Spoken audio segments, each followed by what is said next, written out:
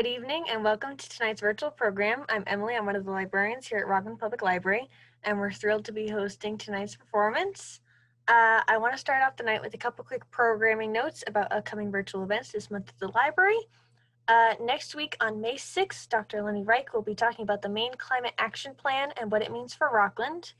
And the following week on May 13th, television producer Richard Burrell will be discussing his work on programs like the recent All Creatures Great and Small show and the upcoming Alex Cross adaptation. And I'm happy to introduce tonight's performers. The Rockland Shakespeare Society, founded in 1889 by 10 Rockland women, is the oldest existing community Shakespeare society in America. Its members are drawn together by their common love of Shakespeare, his plays, his sonnets, and the rich legacy of the ongoing delight in the performance of his works. Their bi-monthly meetings, typically held at the Rockland Library, are devoted to reading aloud 2 plays per year, a tragedy or drama in the fall, and a comedy in the spring. From time to time, members have given public readings in the Rockland area. They have been meeting over Zoom during the pandemic and are delighted to have their performance presented by the library tonight. In the fall, they presented a well-received evening of their favorite scenes from various plays. This session, the Rockland Shakespeare Society is performing a selection of scenes from The Merchant of Venice, which is the play under study this spring. This is a pre-recorded performance that was directed by Carol Laparati, video edited by Dale Shireholt. And I will get the program running in just a second here. Let's see.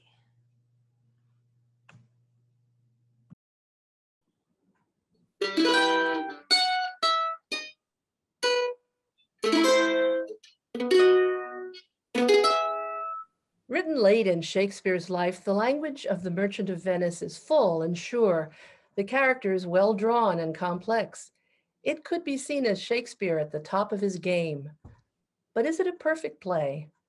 First of all, often classed as a comedy, which classical description it fits because it ends with romances culminating in marriage, the play also contains a tragedy within it from the perspective of Shylock, who loses everything in the service of the happy ending for the other characters.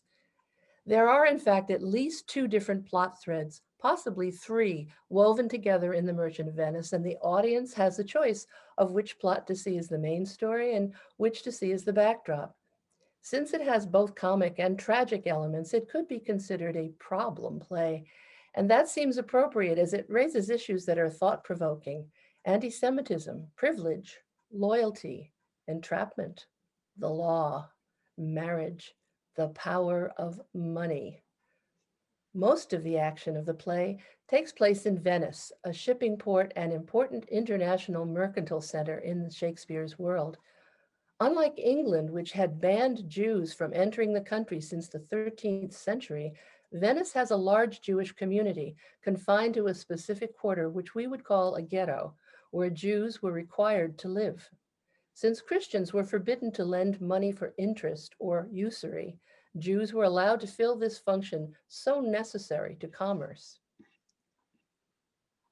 Here in Act 1, Scene 1, we see Antonio, a merchant, awaiting news on several of his ships. In a self-declared melancholy mood, meeting with his good friend Bassanio. The latter has already told Antonio that he is in suit of a lady. Now he tells him the details and his need for financial help in pursuing his courtship.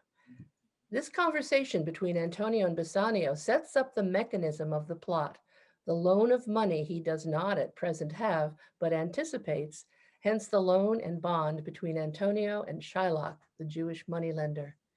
In this scene, Antonio is played by Peter Conant, Bassanio by John Burt.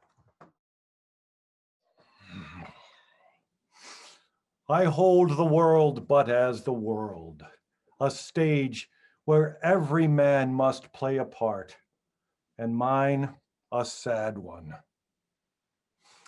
Well, tell me now, what lady is the same to whom you swore a secret pilgrimage that you today promised to tell me of?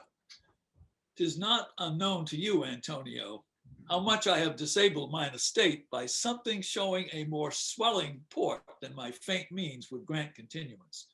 Nor do I now make moan to be abridged from such a noble rate. But my chief care is to come fairly off from the great debts wherein my time, something too prodigal, hath left me gauged.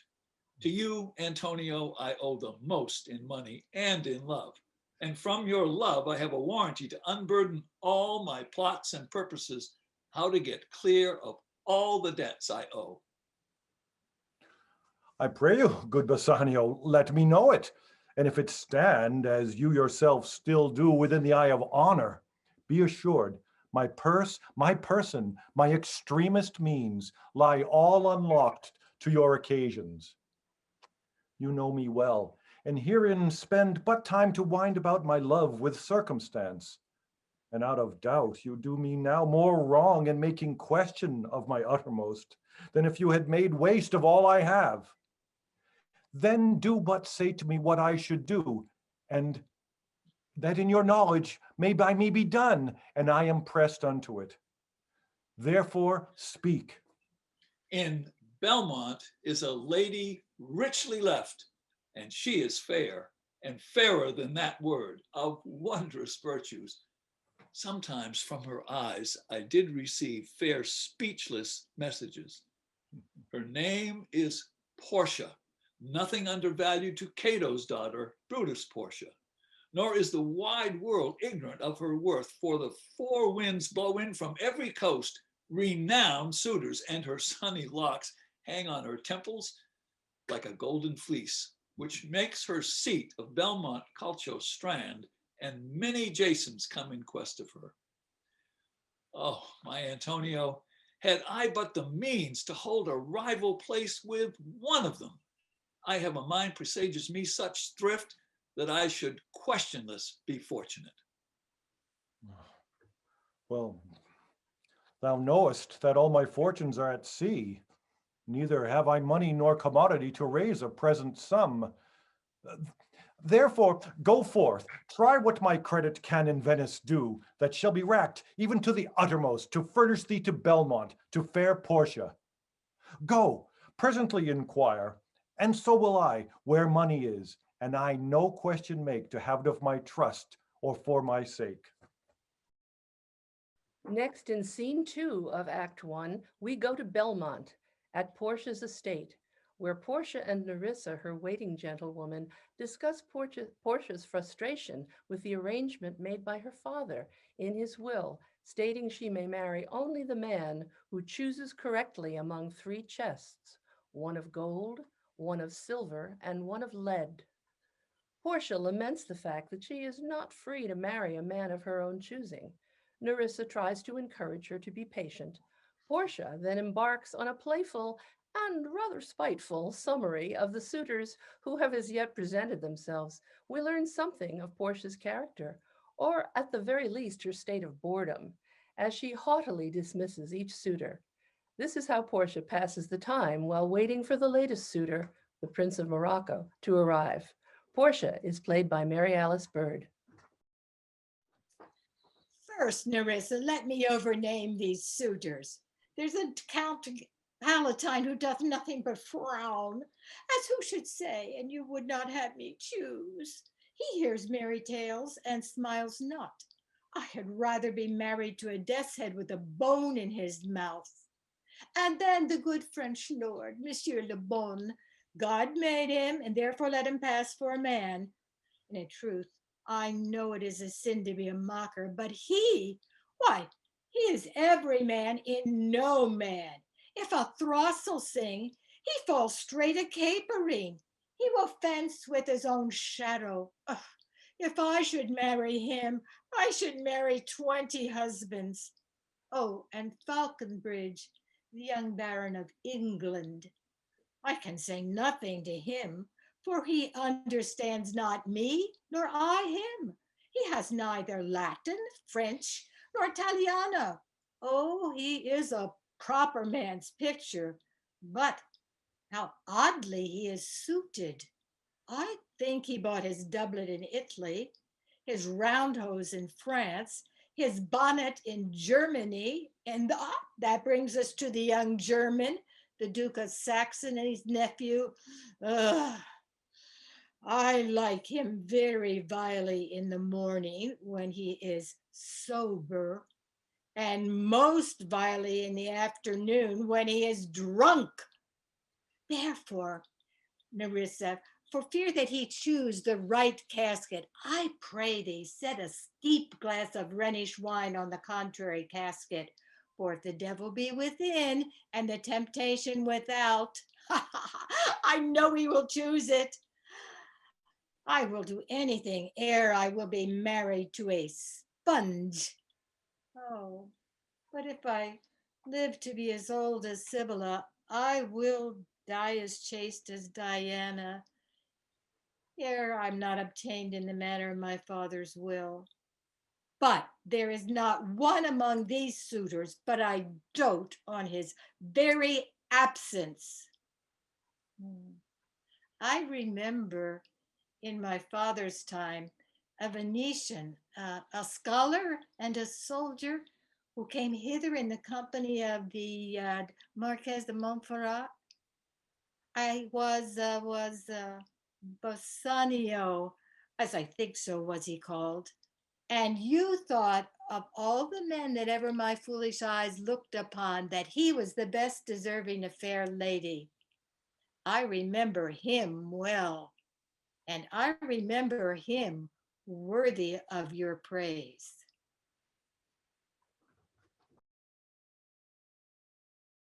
Act 1, Scene 3 takes us back to Venice. Bassanio goes to Shylock, the Jewish moneylender, to borrow 3,000 ducats in Antonio's name for a term of 3 months. The history of antipathy, even hatred, between Shylock and Antonio is revealed. There is some discussion of the biblical justification of usury. Bassanio does not trust Shylock, but in spite of all this, when he arrives, Antonio shows himself disdainfully confident in entering into a bond with Shylock. He expects his ships will come in, and with them, more than enough money to cover the debt. They discuss the terms, as Shylock proposes an unusual arrangement. Shylock is portrayed by Joseph Cote and Antonio by Peter Conant. Ah, well, 3,000 ducats, which is a good sum. 3 months from 12, then let me see the rate. Well, Shylock, shall we be beholding to you? Signor Antonio, many a time and oft in the Rialto, you have rated me about my monies and my usuries. Still have I borne it with a patient shrug, for sufferance is the badge of all our tribe. You call me misbeliever, cutthroat dog, and spit upon my Jewish gabardine, and all for use of that which is mine own. Well then, it now appears that you need my help. Go to. You come to me and you say, Shylock, we would have monies. You say so. You that did void your room upon my beard and foot me as you spurn a stranger cur over your threshold monies is your suit. Now what should I say to you? Should I not say, hath a dog money? Is it possible a cur can lend 3,000 ducats? Or shall I bend low and in a bondsman's key with bated breath and whispering humbleness say this, fair sir, you spit on me on Wednesday last. You spurned me on such a day. Another time you called me dog. For these courtesies, I'll lend you this much monies. I am as like to call thee so again, to spit on thee again, to spurn thee too. If thou wilt lend this money, lend it not as to thy friends, for when did friendship take a breed for barren metal of his friend? But lend it rather to thine enemy, who, if he break, thou mayst with better face exact the penalty. Why, look how you storm. I would be friends with you and have your love. Now forget the shames that you have stained me with, supply your present wants, and take no doit of usance for my monies, and you'll not hear me? Oh, this is kind I offer. This were kindness. This kindness will I show. Now go with me to a notary. Seal me there your single bond. And in a merry sport, if you repay me not on such a day, in such a place, such sum or sums we are expressed in the condition, let the forfeit be nominated for an equal pound of your fair flesh, to be cut off and taken in what part of your body pleaseth me. Content in faith, I'll seal to such a bond, and say there is much kindness in the Jew. Why, fear not, man, I will not forfeit it. Within these 2 months, that's a month before this bond expires, I do expect return of thrice 3 times the value of this bond. Oh, Father Abraham, what these Christians are, whose own hard dealings teaches them suspect the thoughts of others. Pray you, tell me this. If he should break his day, what should I gain by the exaction of the forfeiture? A pound of man's flesh, taken from a man, is not so estimable, profitable neither, as flesh of muttons, beefs, or even goats. I say, to buy his favor, I extend this friendship. If he will take it, so. If not, adieu. And for my love, I pray you wrong me not. Yes, Shylock, I will seal unto this bond. Then meet me forthwith at the notary's. Give him direction for this merry bond, and I will go and purse the ducat straight. See to my house left in the fearful guard of an unthrifty knave, and presently I'll be with you. I thee, gentle Jew. The Hebrew will turn Christian, he grows kind. Fair terms, and a villain's mind. In this there can be no dismay. My ships come home a month before the day. We move to Act 2, Scene 5, where we get a sense of the swirling action and bustle of the city of Venice. Masks, parties, servants switching masters, fools serving their own interest while acting as messengers, all form the background for the lovers Lorenzo and Jessica, Shylock's daughter, and their intrigue. We do not know how Lorenzo and Jessica have met. She has led a rather cloistered existence in the Jewish quarter, while Lorenzo is a young man of the city, lightheartedly pursuing pleasure with his companions. One senses that his courtship of Jessica may be just another caper to them. To the young and naive girl, this elopement to the world outside of the ghetto must be full of breathless excitement. Jessica sends word to Lorenzo that she will rob her father and be ready to run away with him while Shylock is out at a dinner. Lorenzo sends word to her that he will come for her that night.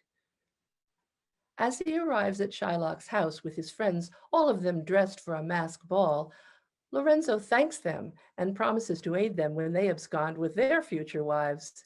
In a comic twist on the balcony scene in Romeo and Juliet, Jessica calls to her lover from above.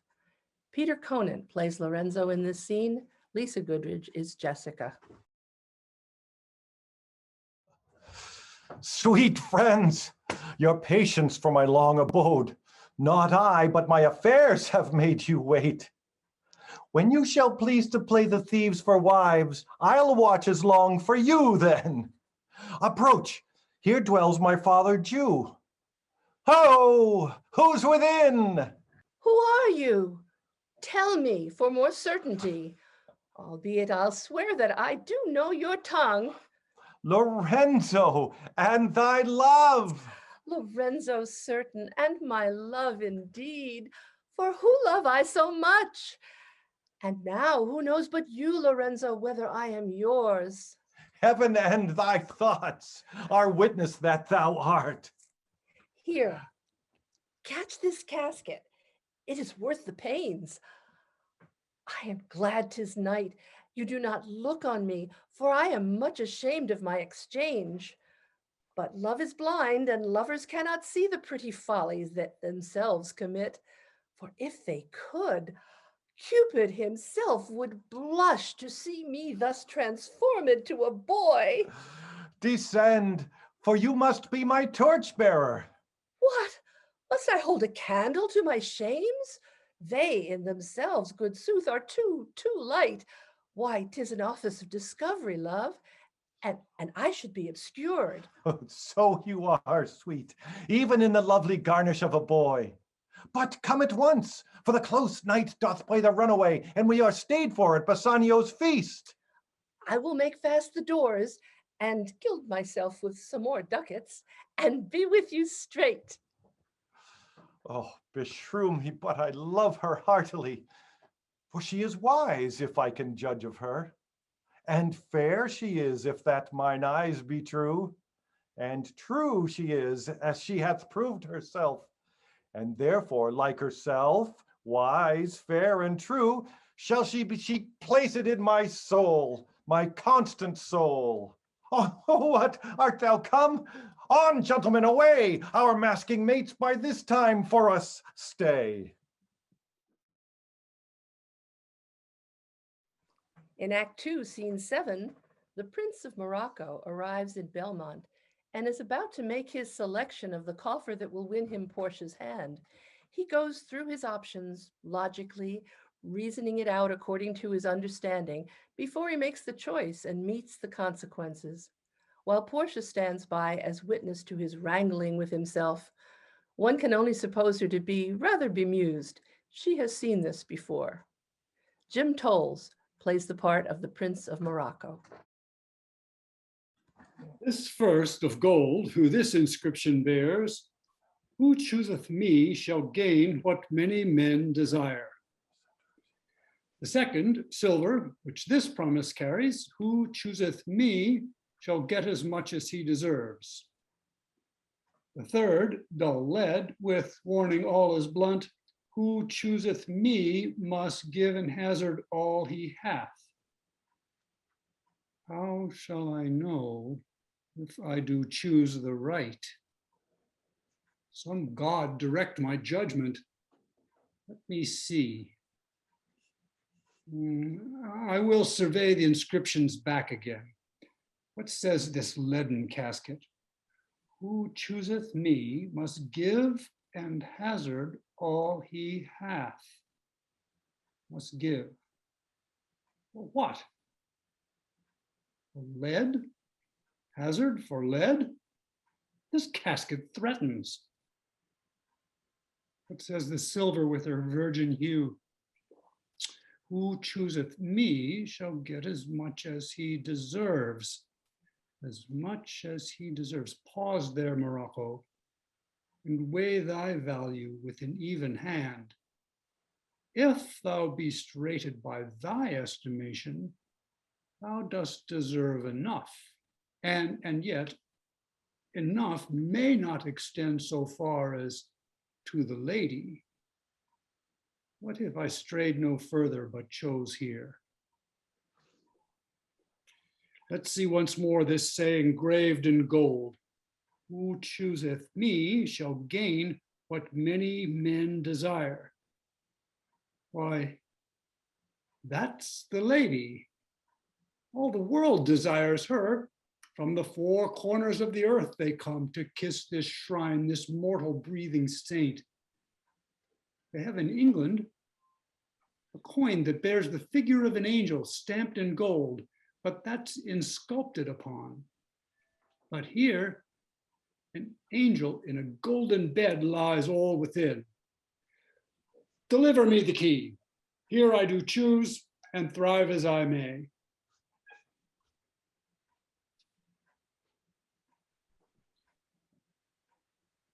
Oh, hell. What have we here?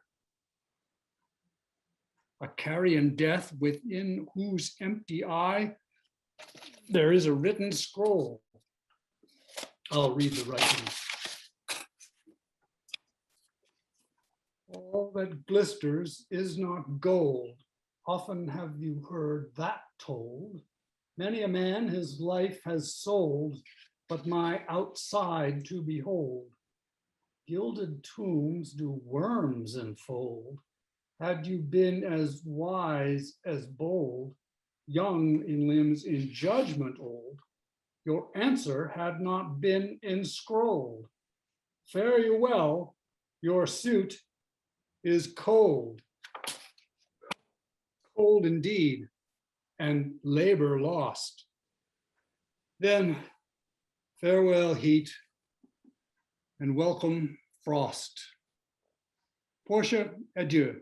I have too grieved a heart to take a tedious leave. Thus losers part. Act 3, Scene 1 takes place in Venice. Solanio and Salarino, friends of Antonio and Bassanio, have news that a merchant ship wrecked in the English Channel belonged to Antonio. Shylock enters, outraged by Jessica's flight with Lorenzo, deeply wounded by the betrayal of his flesh and blood. Shylock then learns of the shipwreck and Antonio's misfortune from Solanio. His rage then encompasses the two affronts. He declares his intention to take a pound of Antonio's flesh if he is unable to repay the loan. Salarino is incredulous, saying to Shylock, "Why, I am sure if he forfeit, thou wilt not take his flesh. What's that good for?" Ah, to bait fish withal. If it will feed nothing else, it will feed my revenge. He hath disgraced me and hindered me, and out of 500,000, laughed at my losses, mocked at my gains, scorned my nation, thwarted my bargains, cooled my friends, heated mine enemies, and what's his reason? I am a Jew. Hath not a Jew eyes? Hath not a Jew hands, organs, dimensions, senses, affections, passions, fed with the same food, hurt with the same weapons, subject to the same diseases, healed by the same means, warmed and cooled by the same winter and summer as a Christian has? If you prick us, do we not bleed? If you tickle us, do we not laugh? If you poison us, do we not die? And if you wrong us, shall we not revenge? If we are like you in the rest, we will resemble you in that. If a Jew wrong a Christian, what is his humility? Revenge. If a Christian wrong a Jew, what should his sufferance be by Christian example, huh? Why, revenge. The villainy you teach me, I will execute, and it shall go hard, but I will better the instruction.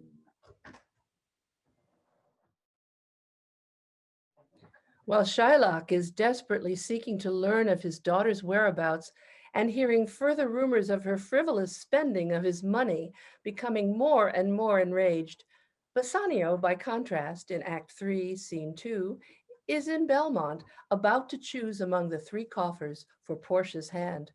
Portia begs him to delay choosing for fear of his making the wrong choice and thereby losing his company.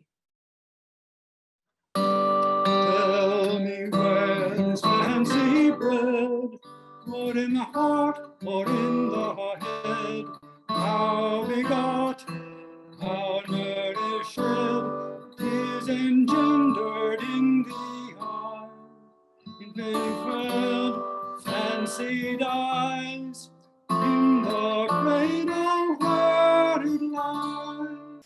Tell me, how I'll begin it, ding dong bell, ding dong bell,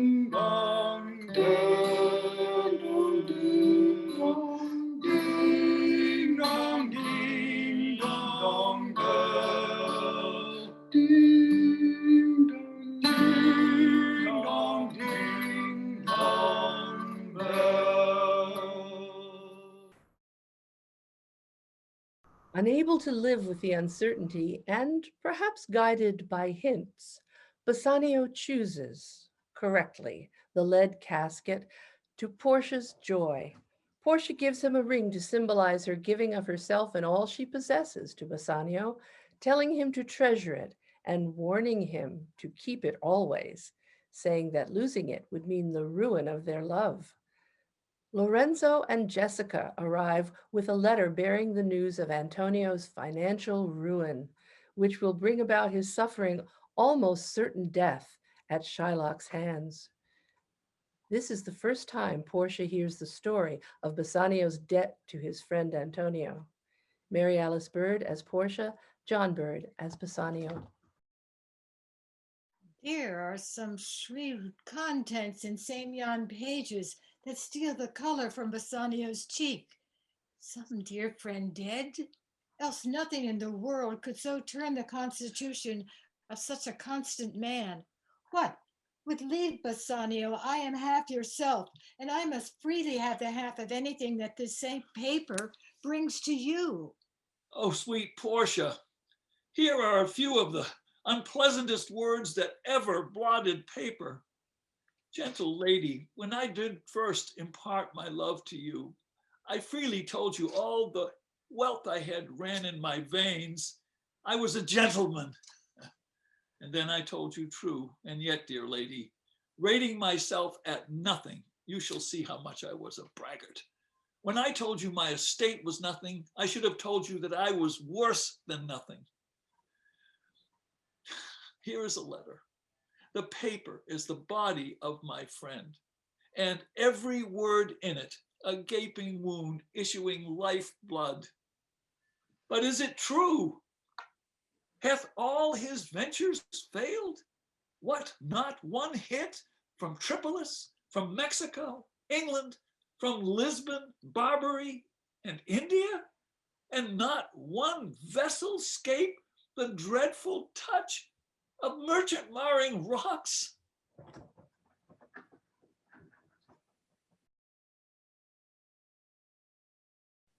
Portia offers to pay the debt many times over and tells Bassanio to rush to Venice immediately after their wedding to save his friend. Portia then entrusts the management of her household to Lorenzo, pretending to leave for a convent in order to pray for her husband's mission to save Antonio. In reality, her plan is to go to Venice, disguised as a man. Act 4, Scene 1, finds us in the court in Venice. Shylock demands that the terms of his bond be fulfilled. Portia enters disguised as a doctor of law, Balthazar. Informing herself of the terms of the lawsuit, she tells Shylock he must be merciful, giving her often quoted familiar speech on the quality of mercy. She then takes testimony from Shylock at first agreeing to the legality of his claim, but then gradually imposing more and more detailed restrictions to the law, many of them invented or embroidered. Mary Alice Bird as Portia Balthazar, Joseph Cote as Shylock. Is your name Shylock? Shylock is my name. Well, a pound of that same merchant's flesh is thine. The court awards it, and the law doth give it. Most rightful judge. And you must cut this flesh from off his breast. The law allows it, the court awards it. Most learned judge. A sentence now. Come, prepare. Oh, tarry a little, there is something else. This bond doth give thee here no jot of blood. The words expressly are a pound of flesh. Take then thy bond, take then thou pound of flesh. But if in the cutting, if thou dost shed one drop of Christian blood, thy lands and goods are by the law of Venice confiscate unto the state of Venice. Is that the law? Well, thyself shalt see the act. For as thou urgest justice, oh, be assured thou shalt have justice more than thou desirest. I take this offer then. Pay the bond thrice and let the Christian go. Soft, the Jew shall have all justice. Soft, no haste. He shall have nothing but the penalty. Therefore, prepare thee to cut off the flesh. Shed thou no blood, nor cut thee less nor more, but just a pound of flesh. If thou takest more or less than a just pound, be it so much as makes it light or heavy in the 20th part, or the division of one poor scruple. Nay, if the scales do turn, but in the estimation of a hair, thou diest, and all thy goods are confiscate. Why does the Jew pause? Take thy forfeiture. Give me my principal and let me go. Ah, he hath refused it in the open court. He shall have merely justice and his bond. Shall I have not barely my principal? Thou shalt have nothing but the forfeiture, to be so taken at thy peril, Jew. Why then the devil give him good of it. I'll stay no longer questioned. Tarry, Jew. The law hath yet another hold on you. It is enacted in the laws of Venice, if it be proved against an alien, that by direct or indirect attempts he seeks the life of any citizen, the party against which he doth contrive shall seize 1/2 of his goods, the other half comes to the privy coffer of the state, and the offender's life lies in the mercy of the Duke only, against all other voice. In which predicament I say thou standest, for it appears by manifest proceedings thou hast indirectly and directly too contrived against the very life of the defendant, and thou hast incurred the danger formerly by me rehearsed. Down, therefore, and beg mercy of the Duke. Nay, take my life and all. Pardon not that. You take my house. When you do take the prop that doth sustain my house, you take my life. When you do take the means whereby I live. At the conclusion of the trial and also of Act 4, it is decided that of Shylock's confiscated goods by the mercy of the Duke, half will go to the state, and the other half, refused by Antonio, will instead, at his request, be legated upon Shylock's death to Lorenzo, who eloped with his daughter. This mercy will be on condition that Shylock convert to Christianity. Act 5 has many threads to tie up in a single scene. All the main characters except Shylock, whom we don't see again, return to Belmont, so the lovers enter Portia's house with the hope of future happiness, trust, and prosperity. Antonio's ships do come in. The happily ever afters of comedy are in place. Whether that breathless hope is built on anything other than their mutual good fortune and chance, or whether relationships prefaced by deception have a chance of flowering, the play does not examine. Whether the tragic figure of Shylock has brought about his own ruin by his stubborn spite, or whether the social context of anti-Semitism has destroyed him, is also a nagging question left to us by this problem play. As Shakespeare so often does, he puts the most pithy words in the mouth of a character who does not understand or embody them. Portia, a character who arguably demonstrates none, has the sublime speech on mercy just before stripping Shylock of his means of living. Perhaps mercy, like beauty, is in the eye of the beholder.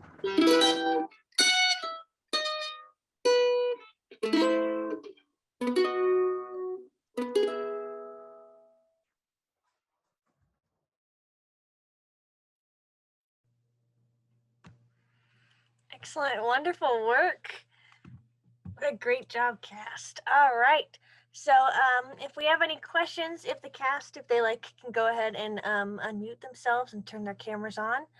And if anyone has any questions, you can either unmute yourself and ask the cast directly, or if you prefer, you can always type them into the chat and I'll read them aloud for you. And let's see what we've got. Rest of the cast, unmute. Hey. Okay. There's Jim and his wife. Yes, Joe. Can I say anything? Of course, go right ahead. Oh, I just wanted to say that was beautifully done. Thank you, John and Marielle, and Elizabeth and Peter. Wonderful. I don't know the other actors, but I just realized I studied Merchant of Venice when I was a sophomore in high school. And that all came back to me in a great rush. Thank you so much. Thank you, Charlie. Yeah, thanks, Charlie. Spoken like a friend. The flowers will come in the morning mail.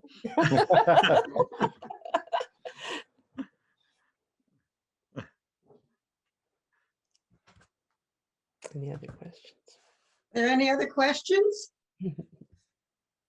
Yes, I was wondering how you chose to go through the whole play and what scenes represented what you wanted to show. How did you choose those scenes?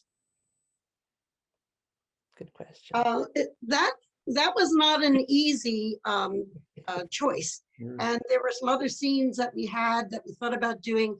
And of course, this is a very rich play. So selecting scenes was, it was a bit of a project in doing that. But the idea really behind it was that there are two threads here, as Lisa said in the narration. There's the comedy, but there's the tragedy. And so what we were trying to do is show both of those kind of side by side from the beginning through the end of the play. And it was really, there were many scenes we could have chosen. We just happened to select those, as scenes we felt would work. Yeah. Thank you. Oops. The Dutch spelling. Somebody's whispering. We are. Wasn't me. We're renaming ourselves so we know who we're talking about. Can I ask something? This was a new venture for us to try recording it.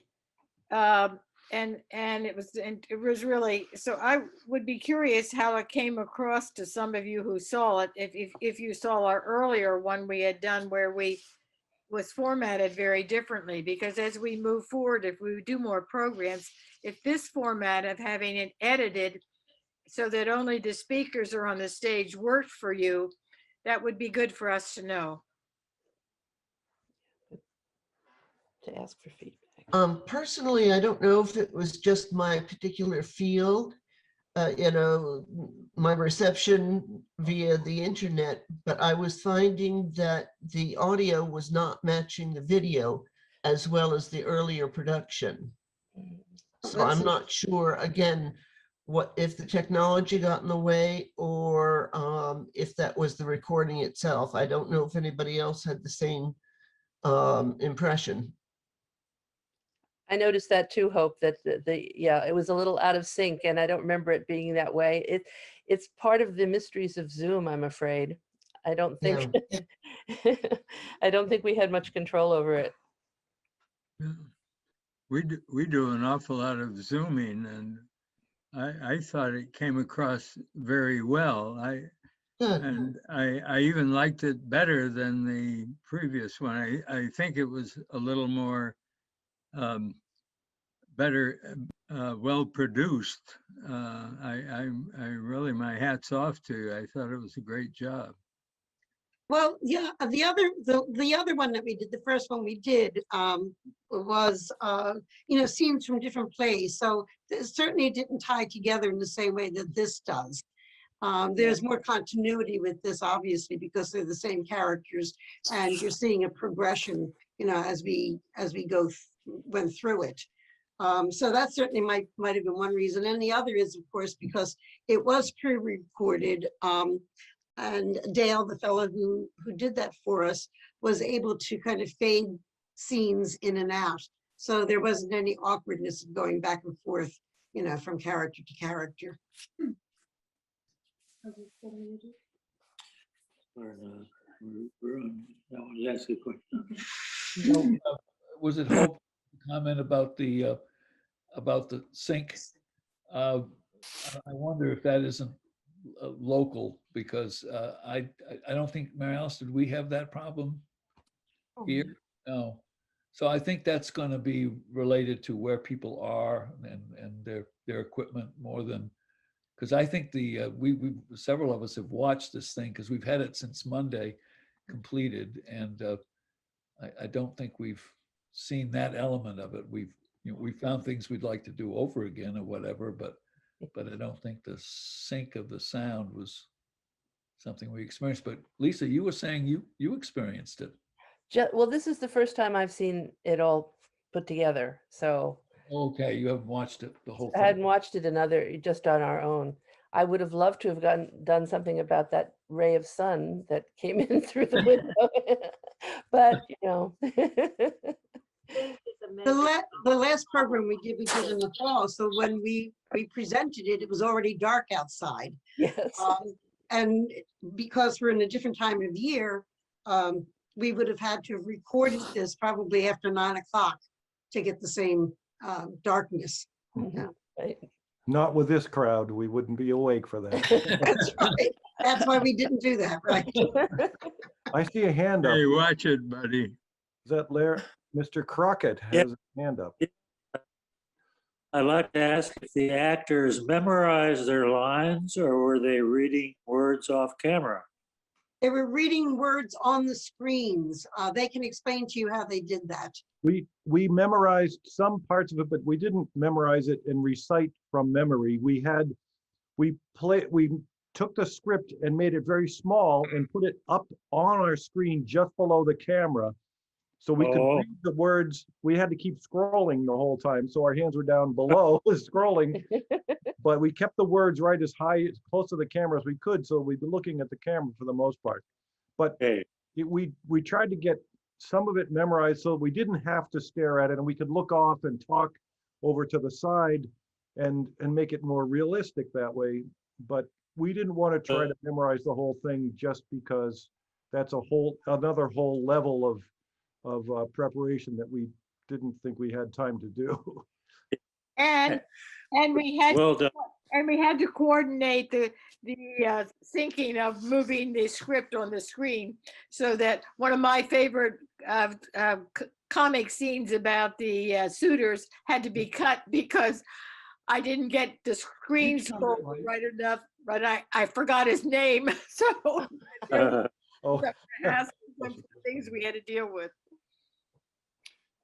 I, for my part, had a combination of the script on the screen, some cue cards, left, right, and center for each of the chests, and also memorized some sections. While we're waiting for more questions, may I say about how the whole thing was worked up when we decided to do this. I nominated Lisa to write the script, so she dove into it. And then she and Carol worked back and forth very much as though a theater company would work up a play in workshop, where you, with the author of the play, you know, fixing things that don't work, adding things, smoothing it out. And Carol also worked with us as director, individually and collectively on our parts, trying to get the whole thing to kind of to run a little smoother and just be a better dramatic production. So yes, it was a reading, but it also had a lot of elements of just a regular theater production. My sense is that if we'd brought Dale into it earlier, because the skill he brings with understanding technology and being a filmmaker and an editor, I think we could have gotten at some of the problems earlier and even smoothed it out even more. And I hope in the future we'll remember that if we are asked to do something like this again, involving him or somebody with his kind of talent and background. He was enormously helpful, but he came in right at the end. Right, emergency. But He did a great job. He was a savior to us in the sense of what he did. But he could have done more with the lighting issues and some of those things that are, you know, that we saw when we watched it. And of course, but in any event, we all enjoyed doing it, but we were happy when we finished and were ready to, really? because we'd been with it quite a while. So, but hats off to Carol and hats off to Dale and everybody here. And the person who really understands the screen is Joseph. And Joseph unfortunately had a conflict tonight and couldn't be with us, but he can look at that screen and you notice how his eyes bulged out, and you know he's just doing all the gestures, and he's never captured by the fact that he's got a script in front of him. He manages to make it work for him. And Joseph was the one that gave us the trick about how to get our lines on the screen. Oh, And yeah. that was a big help. But I can't say enough about what a wonderful group of people. It's a pleasure to be in the group with them. Does anyone have anything in the chat box for us? Not that I'm seeing. No, not at the moment. Thank you. And thank you, Em, for airing this evening for us. Thank you. We were absolutely delighted to be able to tonight. Thank you. And it's so nice to meet you. It's nice to meet you too. Because we've only spoken over the phone before Right. this, yes. I think we have a question from someone. Leo? Is it? Thank you. I'm sorry I missed the sort of the beginning of the beginning of the chat, you know, of our gathering. So I may be repeating things. But I wanted to compliment you all. Maybe this has been said, but you know, it's always worth hearing twice. I was really surprised at how affecting a reading, even a reading of excerpts, can be, and how really powerful that is. I had forgotten, you know, I think as a child, I knew about, you know, you often get little excerpts of stories in puppet theater or, you know, and you forget how you could just be totally transported even by voices. And I thought that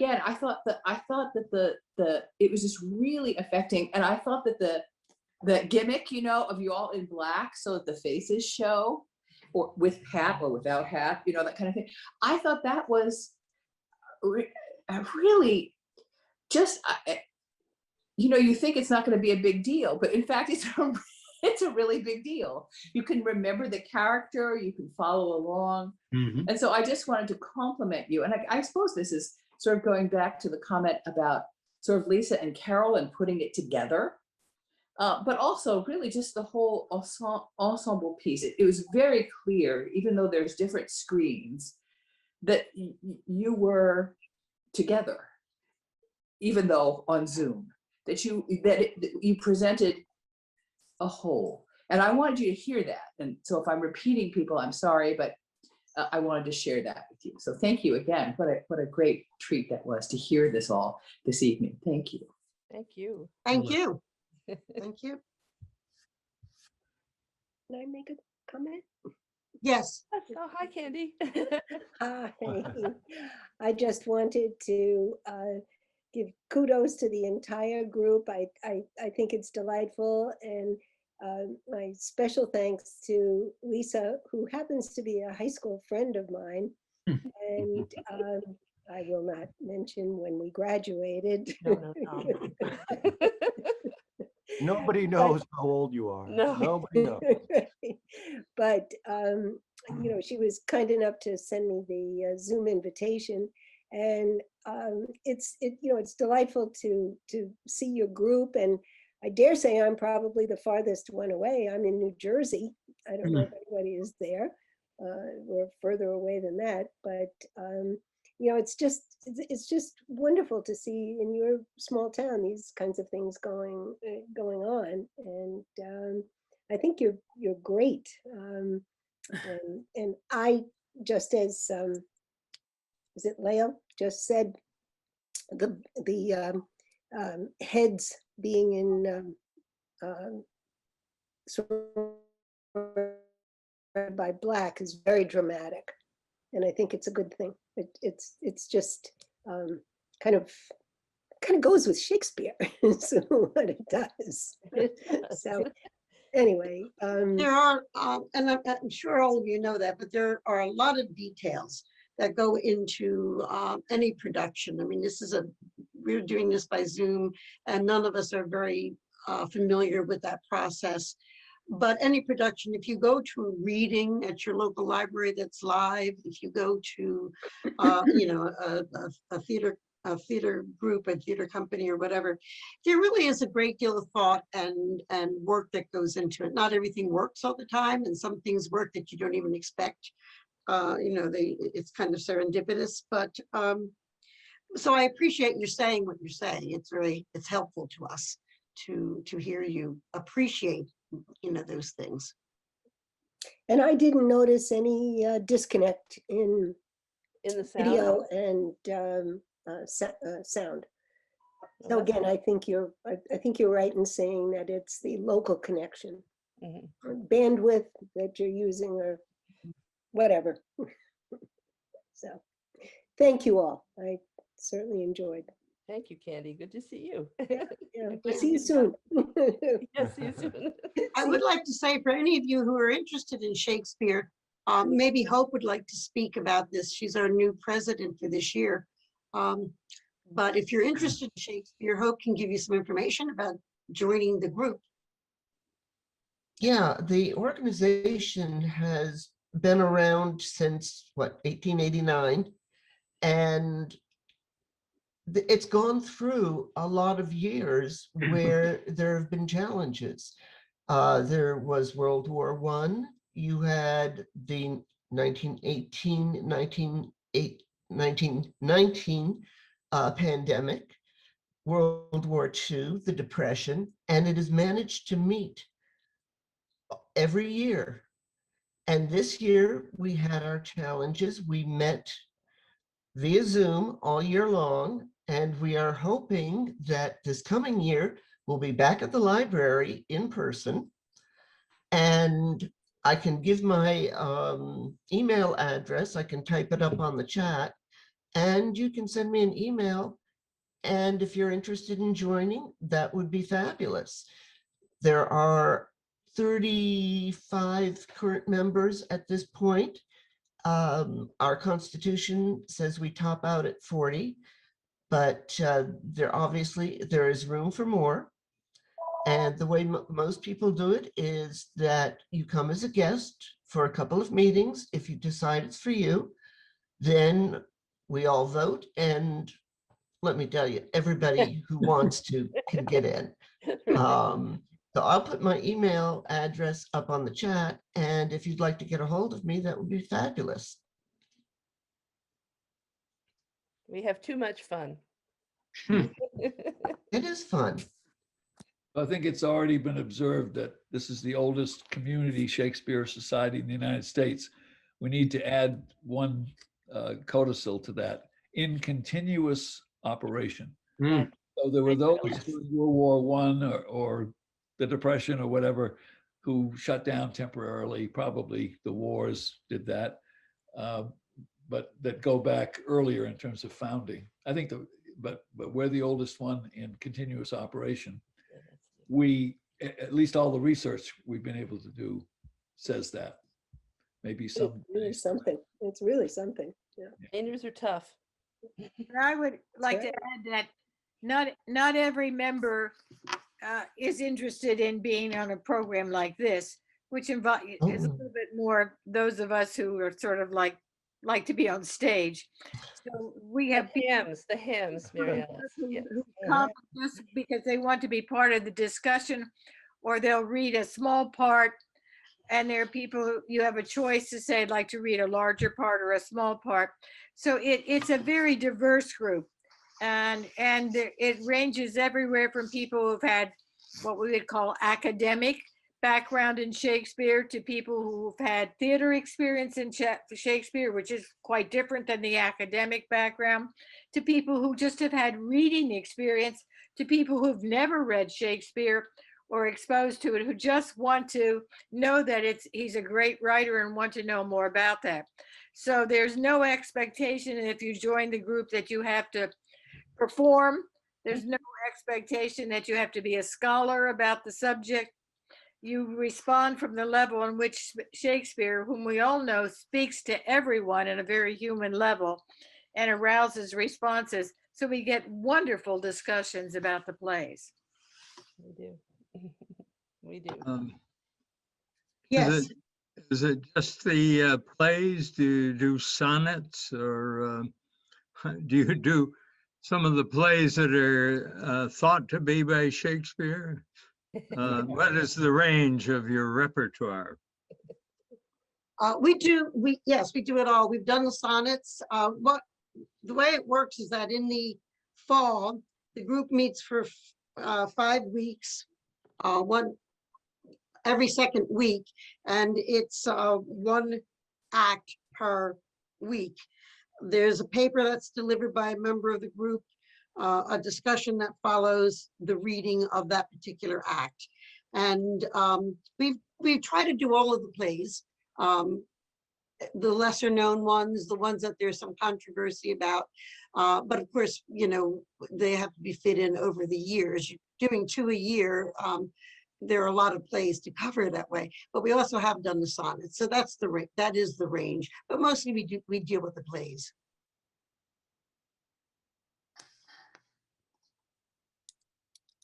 Oh, do you want to add to that? No, I think that pretty well covers it. Again, I'd like to reiterate what Mary Alice said, that everybody seems to have different areas of interest and expertise. And so it makes really for quite a diverse group, even though we're all focused on Shakespeare.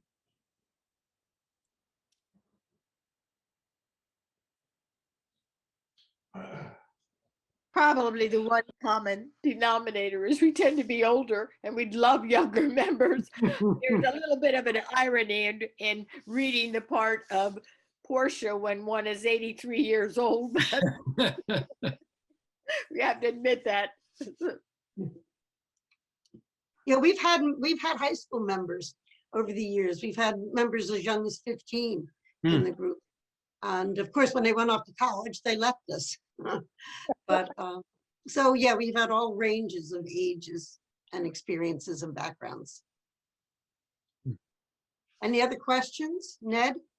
Oh, I'm so moved by this. I think you did just a fantastic job of scene selection and directing. Just, you all were just wonderful. I loved it.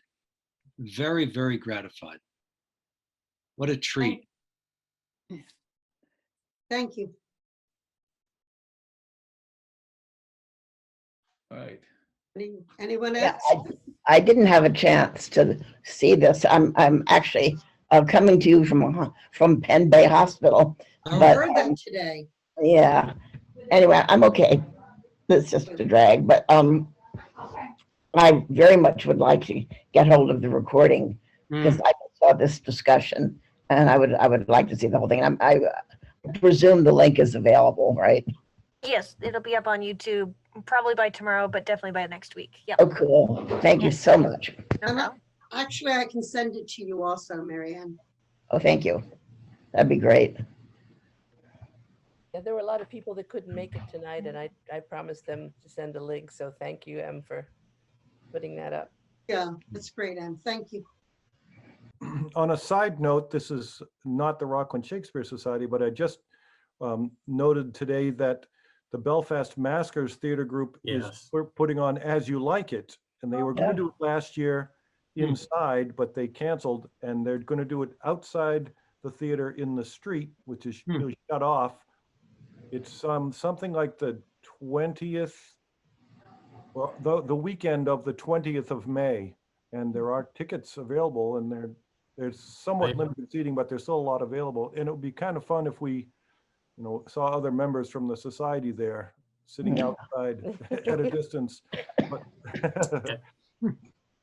I agree, Peter. It looks very interesting what they're doing. They do a very As you good like job. it. About 5 productions, I think. 5 What are the dates, Peter? performances. I think it's the 19th, 20th, 21st, and 22nd. Whatever, we're going on the Friday, whatever that, I could check the calendar and find out. Friday the 20th, I think. Friday's the 21st, so it's 20, 21, 22, and 23 of May. Yeah. Thursday through Sunday. Thank you. Well, thank you all. And it should be warm outside by then. Yeah. Yes. Hopefully. And Belfast is by ordinance bug free. That's amazing. Black flies. You can sit in the rain, but not the black flies. No. Well, thank you all for coming. Yes, thank you. It's great. Thank you. Thank you. Bye-bye. And again, Em, thank you. Excellent. Thank you everyone for joining. Thank you all. Thank you, Thank you so much audience. for the performance. Applause to the audience. Have a great night, everyone.